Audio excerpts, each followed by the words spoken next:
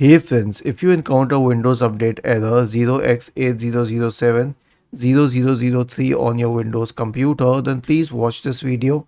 I will guide you through the resolutions. The first solution is to run the Windows Update troubleshooter. Right click on the Start button and select Settings from the menu. Go to the System tab on the list on the left hand side.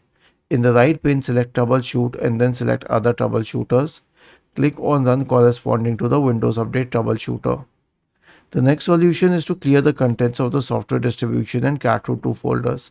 Now, the main one is the software distribution folder. So we have a script for that. I have mentioned it in the description section of this video. Copy it, then search for command prompt in the Windows search bar. Click on Run as Administrator in the right pane. Paste it here and then hit enter after all of these,